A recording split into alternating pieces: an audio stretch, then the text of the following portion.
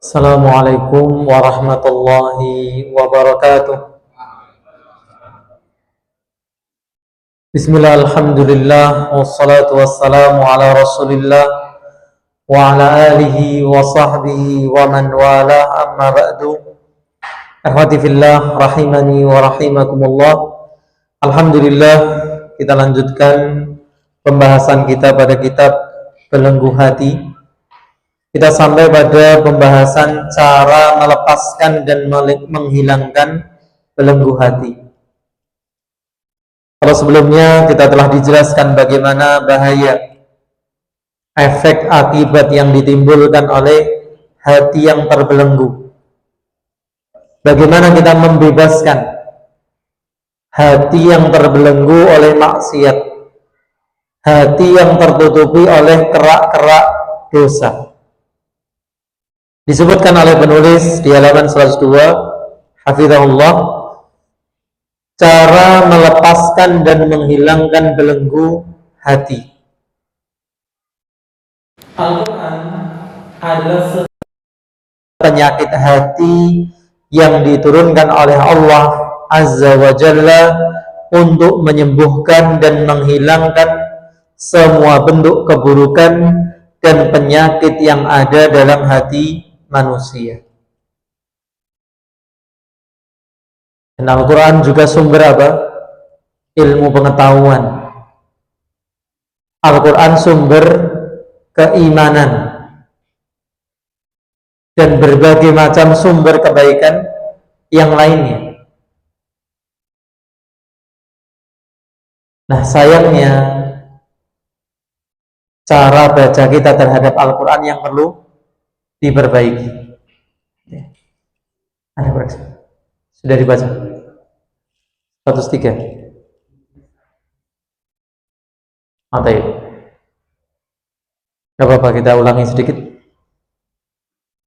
Jadi kita diingatkan bahwa Al-Quran itu sumber dari kebaikan maupun apa? Obatnya hati. Sayangnya cara baca Al-Quran kita yang perlu diperbaiki.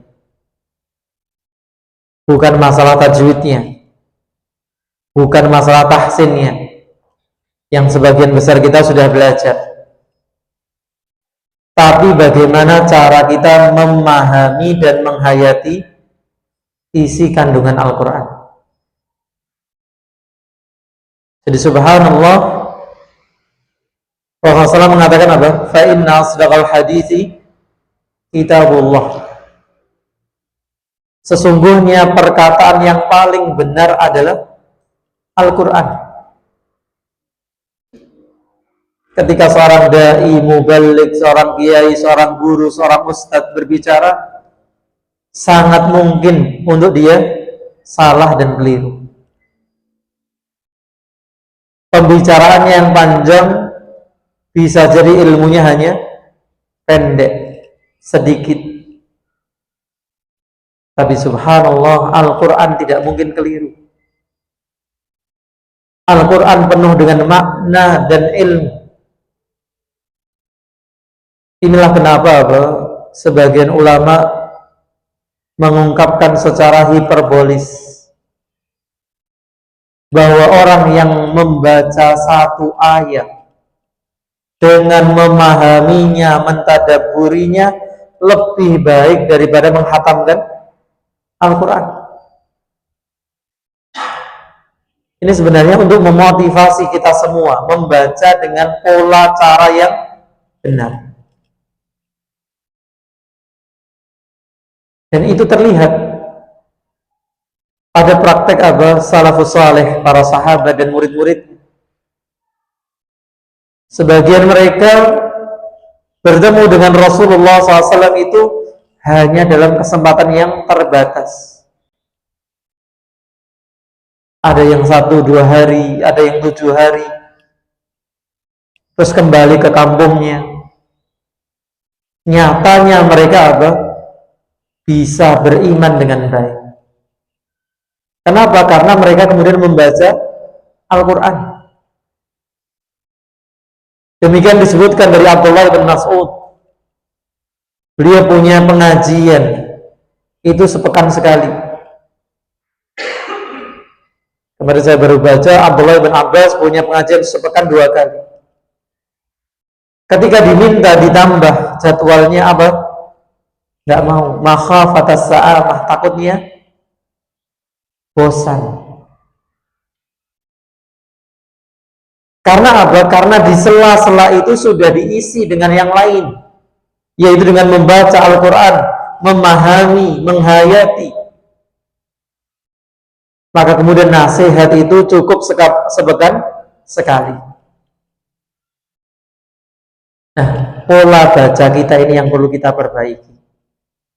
Allah mengatakan di surat Yunus ayat 57, Ya ayuhan nas, wahai sekalian manusia, qad ja'atkum mau'idhatun min rabbikum, sungguh telah datang kepadamu nasihat, yaitu pelajaran dari Rabbmu.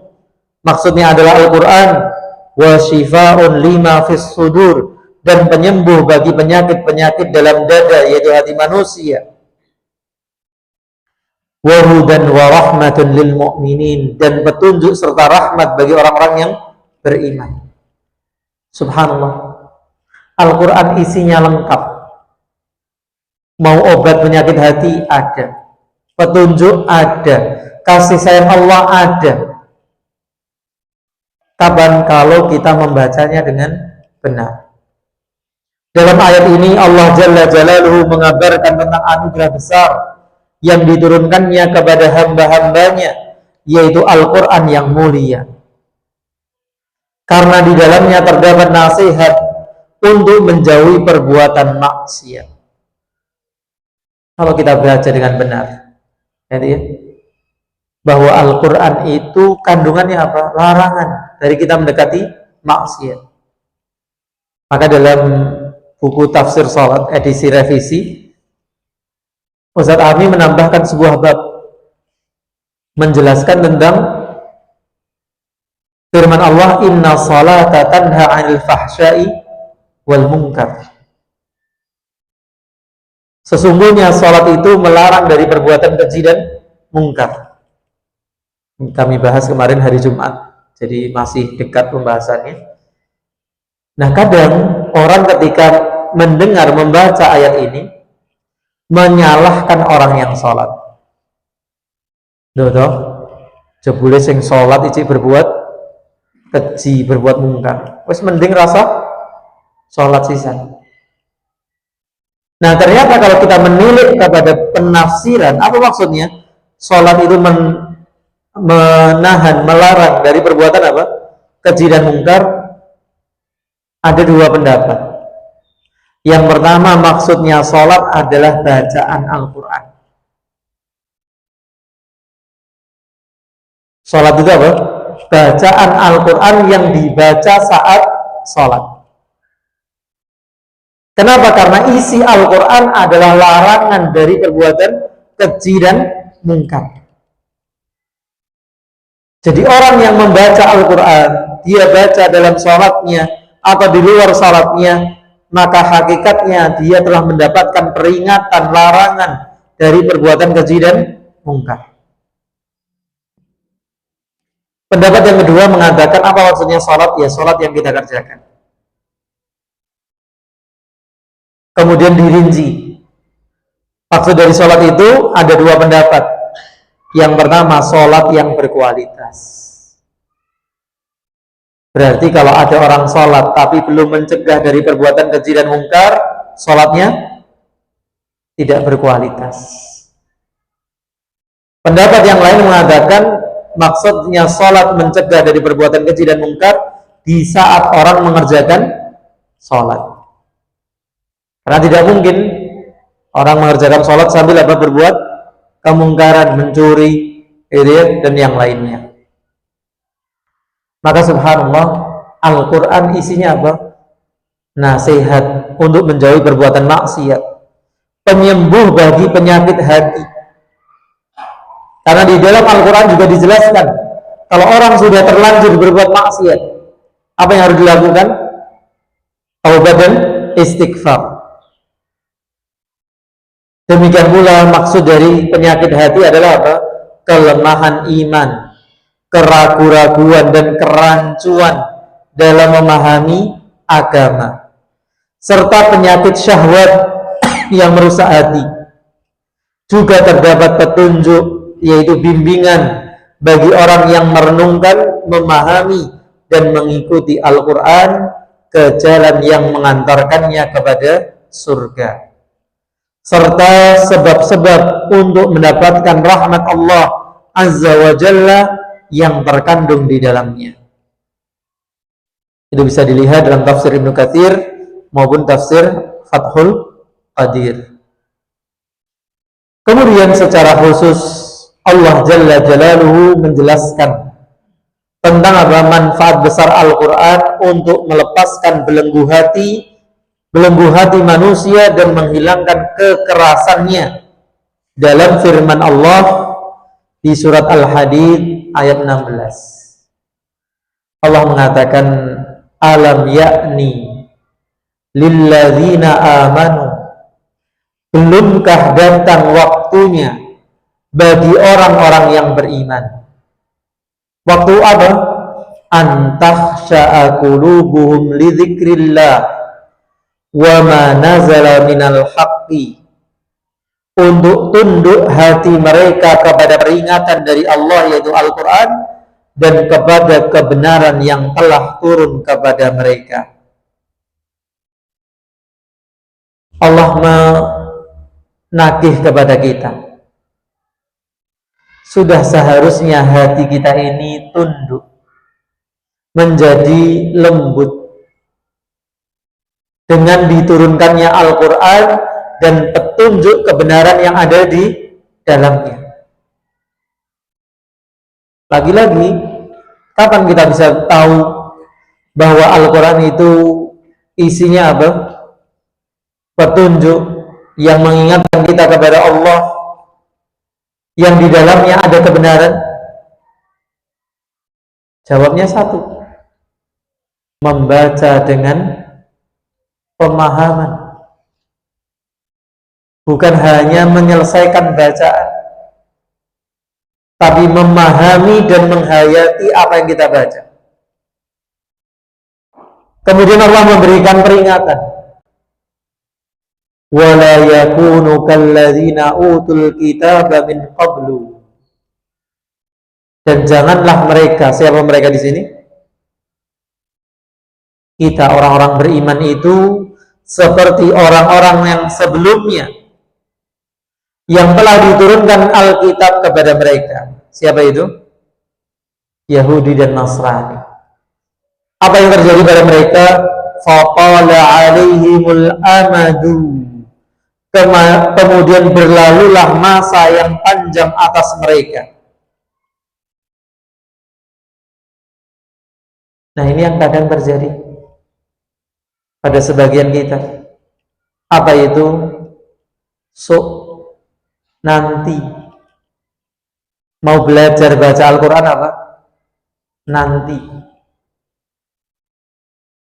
Sebagian mungkin sekarang, khususnya yang muda-muda gitu ya, mungkin karena masih disibukkan dengan urusan dunianya, wis sok yen wis pensiun, sok wae yen wis duwe pasif income, sok wae yen usahane wis mlaku. Subhanallah, angan-angan, sampai akhirnya apa? Berlalu masa demi masa, waktu demi waktu. Demikian pula yang ingin apa? Memahami Al-Quran, yang ditagih belajar bahasa Arab, gimana? So'wai, yang longgar. Terus kapan longgarnya? Yang ditagih membaca terjemah Al-Quran. Sudah dimulai belum? Baca ayatnya, baca terjemahnya, baca tafsirnya. Sudah jadi download Quran tadabburnya? Sudah dibaca? Subhanallah. Ternyata terjadi juga apa yang terjadi pada umat sebelum kita, menunda-nunda sampai waktu berlalu. Apa akibatnya? Faqasat qulubuhum wa katsirun minhum fasiqun. Lalu hati mereka menjadi keras. Subhanallah. Dan itu pula yang mungkin terjadi pada diri kita. Mungkin kita sudah baca Al-Quran, tapi tidak ada usaha, belum ada usaha untuk apa? Memahami dan menghayati. Apa efeknya? Hati tetap keras. Hati menjadi keras. Karena seharusnya Al-Quran yang melembutkan hati kita tidak merasuk. Di mulut itu tidak sampai ke dalam hati. Tidak melewati apa? Kerongkongan kita. Dan kebanyakan di antara mereka adalah orang-orang yang fasik. Fasik itu bisa diartikan kafir, atau juga bisa diartikan apa? Pelaku dosa besar. Subhanallah. Maka ayat ini sebenarnya apa? Ceweran untuk kita semua. Apakah kita akan masih menunda untuk memahami firman-firman Allah yang menjadi petunjuk bagi kita? Cara kita mendapatkan kasih sayang Allah, cara kita membersihkan hati kita. Maka semua itu dikembalikan pada diri kita masing-masing. Dijelaskan oleh penulis ayat yang mulia ini, menjelaskan bahwa peringatan dan kebenaran yang Allah Azza wa Jalla turunkan di dalam Al-Quran bertujuan untuk melunakkan hati manusia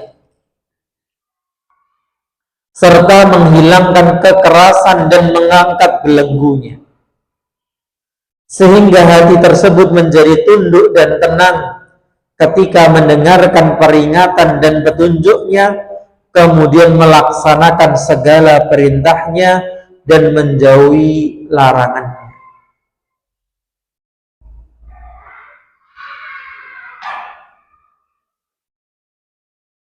Generasi 90-an gitu ya, mungkin merasakan kondisi ini. Apa itu? Sebagian ketika merantau kuliah gitu ya, dulu berkabar dengan orang tua lewat apa? WA, Telegram, atau DM, surat. Nah, sebagian bagaimana ketika mendapati apa? Futur, malas kuliah, malas menyelesaikan skripsi, buka surat dari orang tua, nasihatnya dibaca lagi. Subhanallah. Kalau itu surat dari manusia, bisa menumbuhkan apa? Semangat baru lagi, bisa menemukan tujuan hidup lagi. Bagaimana dengan surat dari siapa? Allah Subhanahu wa ta'ala. Maka subhanallah, Al-Quran ini menyadarkan untuk apa kita diciptakan, menyadarkan bagaimana kita melaksanakan tujuan ini.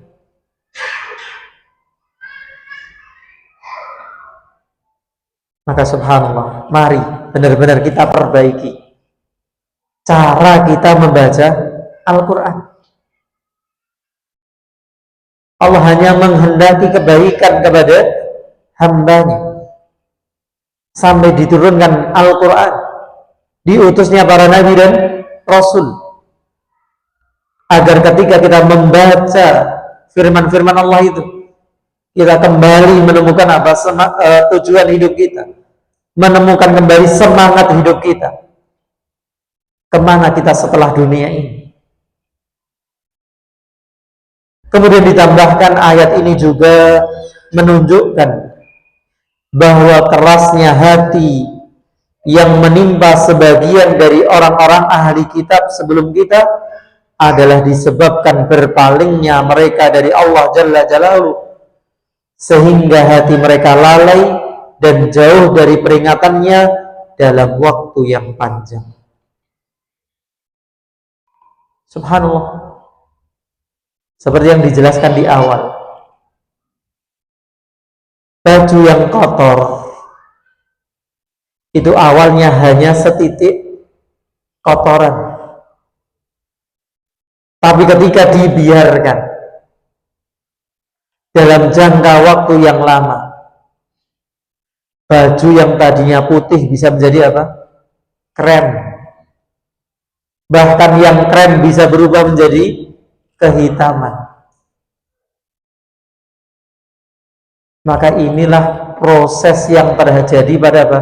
Hati kita. Noda dosa yang tidak disadari, dibiarkan, bahkan kemudian apa? Datang kembali, dan itu waktunya lama. Sesuatu kalau besar tiba-tiba orang akan segera sadar, gitu ya. Misalnya baju kita kena apa? Kecipratan lumpur, ya jelas kita akan segera sadar, oh ini ada lumpur, harus dibersihkan. Tapi kalau hanya ketetesan apa? Kotoran, kecipratan sedikit, kita tidak tahu, gitu ya, atau tahu tapi apa? Cuman sedikit aja. Maka lama-lama itu yang akan apa? Mengotori seluruh baju. Kemudian setelah ayat ini, di ayat berikutnya Allah Azza wa Jalla menjelaskan bahwa dialah yang maha kuasa menghidupkan hati yang telah mati dan keras membatu dengan petunjuk dan peringatannya yang diturunkannya dalam Al-Quran dan hadis Rasulullah SAW. Sebagaimana dialah Allah yang maha kuasa menghidupkan bumi yang mati dan tanah yang gersang. Kalau kemudian kita sadari, bisa jadi kondisi hati kita adalah kondisi apa yang dialami ahlul kitab. Kita sudah terlalu lama mengabaikan isi kandungan Al-Quran, sehingga hati ini dalam kelalaian, hati ini kering. Apakah kemudian sikapnya putus asa? Ya sudah, terlanjur. Apalagi kemudian merasakan mungkin apa? Apa mungkin hati kita mati? Maka kita diingatkan, hati yang mati pun selama rohnya masih ada, punya kesempatan untuk kembali hidup. Dengan apa? Dengan Al-Quran juga. Maka kita mengingatkan kembali pentingnya kita menengok kondisi apa? Hati kita. Setiap kita ini seharusnya tahu bagaimana keadaan hati. Mungkin iya, secara fisik kadang sebagian kita ini tidak mau tahu, atau takut tahu. Idealnya fisik kita ini gimana? Kita periksakan, ada general check up gitu ya, supaya kita tahu kondisi fisik kita. Tapi kadang ada sebagian pakai prinsip apa? Lebih baik tidak tahu daripada ngecek ternyata apa? Oh kolesterolnya tinggi, oh gulanya sekian, kan mending tidak tahu. Subhanallah. Begitu tahu kondisinya sudah terlambat, kondisinya sudah kronis. Bisa jadi ini yang terjadi pada apa? Hati kita. Kita tidak pernah pengen tahu, tidak pernah menengoknya, tidak pernah memeriksanya. Maka jangan pernah putus asa. Mari kembali kepada Al-Quran. Allah Subhanahu wa Ta'ala berfirman di kelanjutan ayat tadi. Kalau tadi di ayat ke-16, ini dia ayat yang ke-17. A'lamu annallaha yuhyil arda ba'da mautiha. Ketahuilah bahwa sesungguhnya Allah menghidupkan bumi sesudah matinya. Kalau kemudian kita mengecek hati kita, menengok keadaannya, ternyata dia sedang sekarat, bahkan katakan dia mati, masih ada peluang sebagaimana Allah menghidupkan kembali tanah bumi yang mati. Hati yang mati pun masih bisa diselamatkan asalkan ada kemauan. Apalagi insya Allah hati kita ini belum mati. Hadirnya kita di majelis ilmu, kita menjaga sholat 5 waktu kita masih mau membaca Al-Quran meskipun belum dengan cara yang benar. Ini sebenarnya tanda-tanda hati kita masih hidup, belum sampai pada kematian. Tapi kita tidak juga bisa mengatakan hati kita hidup yang sempurna. Hati kita sedang sakit, perlu untuk ditolong, perlu untuk disembuhkan. Kalau yang mati bisa dihidupkan, apalagi yang sedang sakit, pastinya bisa disembuhkan dengan izin Allah. Qad bayyana lakumul ayati la'allakum ta'qilun. Sesungguhnya kami telah menjelaskan kepada kalian tanda-tanda kebesaran kami supaya kalian memikirkan. Kemudian penulis menukilkan keterangan dari Al-Imam Ibnu Katsir rahimahullah. Beliau berkata, Allah Subhanahu wa Ta'ala menyebut ayat ini setelah ayat sebelumnya untuk mengingatkan bahwa sebagaimana Dia Maha Kuasa untuk menghidupkan, yaitu menyuburkan tanah setelah kematiannya, yaitu kekeringannya, demikian pula Dia Maha Kuasa untuk melunakkan hati dengan iman dan petunjuknya setelah sebelumnya hati tersebut keras membatu karena dosa-dosa dan perbuatan maksiat. Tentu kita pernah mendengar manusia biasa, bukan dari kalangan Nabi dan Rasul,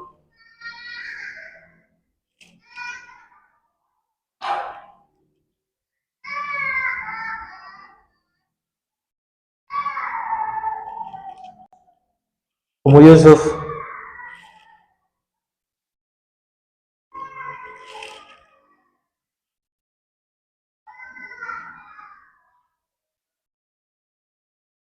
kita pernah mendengar seorang alim bernama siapa? Fudail ibn Iyad.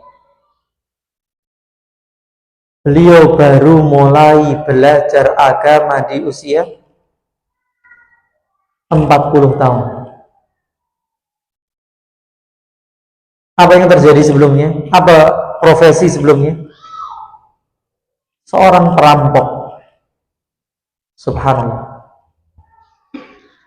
Tentu kehidupan seorang perampok jauh dari kata baik. Mungkin istilah molimo itu hal yang biasa. Berarti kondisi hatinya gimana? Bisa jadi bukan hanya sakit, tapi sudah mati. Tapi nyatanya Allah kehendaki beliau menjadi seorang alim. Ini salah satu bukti bahwa Allah bisa menjadikan hati yang keras, hati yang sakit tadi menjadi sehat. Hati yang keras itu menjadi lunak. Dan semestinya kita yang tidak punya latar belakang penjahat, perampok, ini mestinya bisa hatinya menjadi lebih lembut secara teori. Tapi semua kembali kepada apa? Keinginan kita dan usaha kita.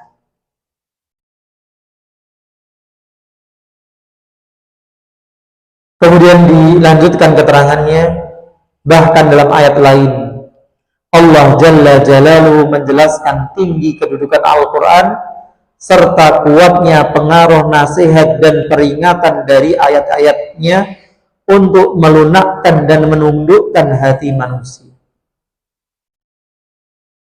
Sampai-sampai benda besar yang keras dan kokoh seperti gunung atau seperti gunung batu pun akan tunduk dan hancur jika diturunkan padanya ayat-ayat Al-Quran, karena rasa takutnya terhadap peringatan dan ancaman Allah Azza wa Jalla di dalamnya.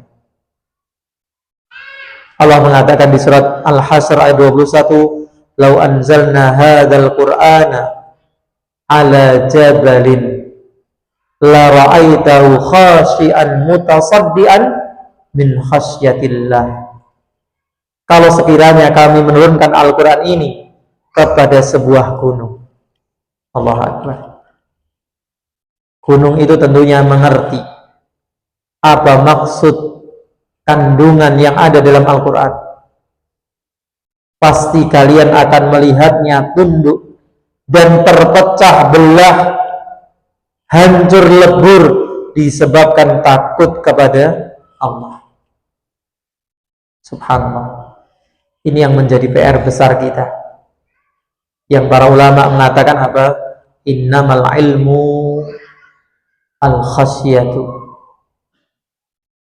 Ilmu yang sesungguhnya adalah rasa takut. Oleh karenanya Allah mengatakan apa? Innama yakhsyallaha min ibadihil ulama. Sesungguhnya yang takut kepada Allah dari para hambanya itu orang-orang yang berilmu. Jadi ilmu yang kita pelajari ini seharusnya melahirkan rasa takut kepada Allah. Apa yang kita baca dari Al-Quran seharusnya melahirkan apa? Rasa takut. Gunung saja akan hancur, apalagi kita. Seharusnya kan begitu. Wa tilkal amsalu nadribuha lin-nasi la'allahum yatafakkarun. Dan perumpamaan-perumpamaan itu kami buat untuk manusia supaya mereka memikirkan, yaitu merenungkan. Subhanallah. Bagaimana kita akan berpikir? Bagaimana kita akan merenung kalau ternyata kita tidak paham apa yang kita baca?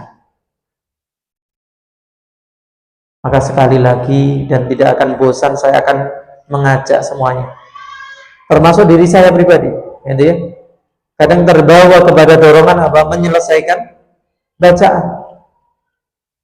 Ketika ada ayat yang kita belum paham, seharusnya kita berhenti untuk membuka artinya, membuka tafsirnya. Dan mestinya banyak ayat-ayat yang belum kita pahami, belum kita mengerti. Dan sekali lagi saya katakan, bukan untuk mengambil kesimpulan hukum, bukan, tapi untuk mengerti arti dan makna. Karena kesimpulan hukum itu ranahnya ulama.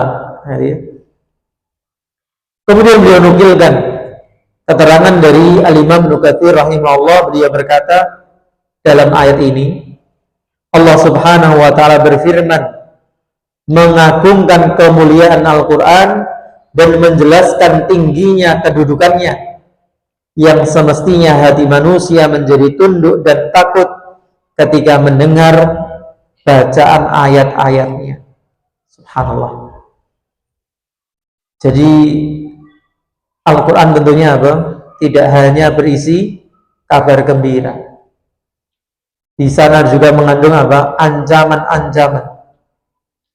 Di sana juga memperkenalkan tentang kemuliaan, keagungan Allah Subhanahu wa ta'ala, karena di dalamnya terdapat janji yang benar dan ancaman yang pasti. Sehingga jika gunung batu yang sangat keras dan kokoh saja, seandainya dia bisa memahami dan merenungkan Al-Quran, niscaya dia akan tunduk dan hancur karena takut kepada Allah Azza wa Jalla, maka tidaklah pantas bagimu wahai manusia untuk hatimu tidak menjadi lembut, tunduk dan takut karena takut kepada Allah Subhanahu wa ta'ala, padahal kamu memahami perintahnya dan merenungkan kandungan kitabnya.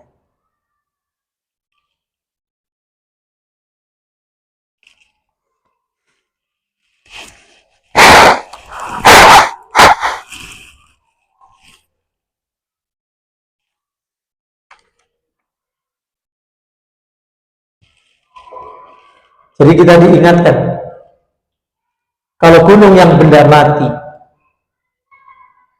itu bisa punya efek yang demikian dahsyat, bagaimana kita yang diberikan kehidupan, diberikan ruh, diberikan akal,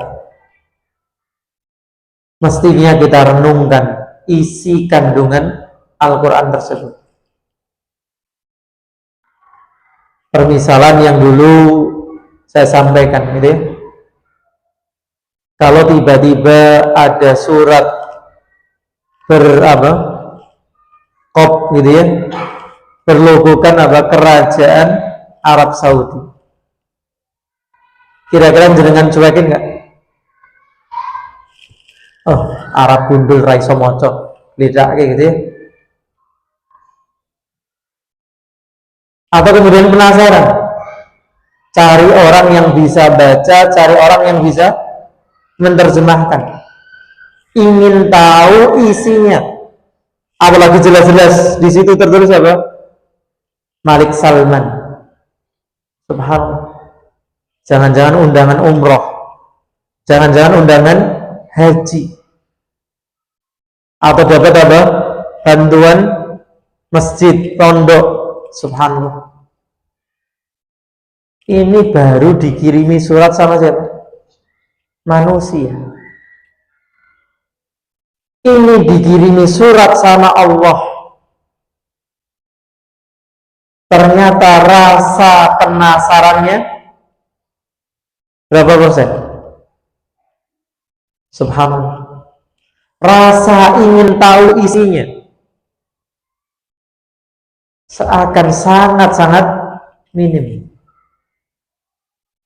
Dan inilah sebenarnya peperangan kita melawan jiwa yang condong kepada keburukan, dan peperangan kita terhadap bisik rayu setan. Karena normalnya seharusnya kita apa? Penasaran.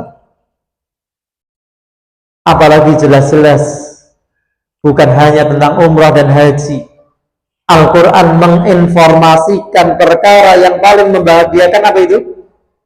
Surga. Tiketnya menuju surga, rutenya menuju surga, semua panduannya ada di sana. Subhanallah. Kalau orang mau berangkat wisata, orang mau berangkat haji, umrah, apa yang ditanyakan? Itinerary. Apa bahasanya? Rondon. Sama saja bahasa asing. Jadwal perjalanan, gitu ya. Oh, tanggal berapa berangkatnya, dimulai dari mana, kemana dulu, apa yang harus dipersiapkan. Subhanallah. Itu cuman perjalanan singkat di dunia. Terus kita ini sudah diberikan apa? Itinerary, jadwal perjalanan menuju akhirat. Bagaimana kehidupan dunia kita sebagai apa? Ladangnya akhirat. Bagaimana setelah dunia, alam kubur, bagaimana kiamat, bagaimana setelah kiamat, bagaimana padang mahsyar, bagaimana sirat, bagaimana surga dan neraka. Allah musta'an. Setelah kita memahami bahwa Al-Quran adalah sebaik-baik obat penyembuh hati, penyembuh penyakit hati manusia, dan di dalam ayat-ayatnya terdapat sebaik-baik nasihat dan peringatan untuk melunakkan hati manusia dan menghilangkan belenggu yang menutupinya, maka berdasarkan pengamatan dan perenungan terhadap ayat-ayat Al-Quran dapat disimpulkan bahwa cara dan giat untuk menundukkan hati dan melepaskan belenggunya terdapat dalam 3 poin utama. Ini yang mari kita ingat, dan nanti akan kita bahas satu persatu. Cara menghilangkan belenggu hati ada 3. Apa yang pertama? Berdoa kepada Allah Azza wa Jalla. Yang kedua, menghilangkan al-ghaflah. Apa itu ghaflah? Kelalaian hati. Kemudian yang ketiga, melakukan tazkiyatun nafs, yaitu pensucian jiwa dan menundukkannya di jalan Allah Jalla Jalaluhu. Nah, itu 3 bab yang nanti kita akan bahas setelah ini. Semua ini terangkum dalam ucapan Syekhul Islam Ibnu Taimiyah, al-mahbusu man hubisa qalbuhu an rabbih ta'ala wal ma'suru man asirahu hawahu. Orang yang dipenjara, yang terbelenggu adalah orang yang terpenjara, yaitu terhalangi hatinya dari Rabbnya. Dan orang yang tertawan, yaitu dipenjara, adalah orang yang ditawan oleh hawa nafsunya. Ketiga poin ini akan kami jelaskan secara khusus dan rinci dalam pembahasan berikutnya insya Allah. Baik. Ini yang bisa kita baca di kesempatan malam hari ini. Ada koreksi, tambahan atau pertanyaan?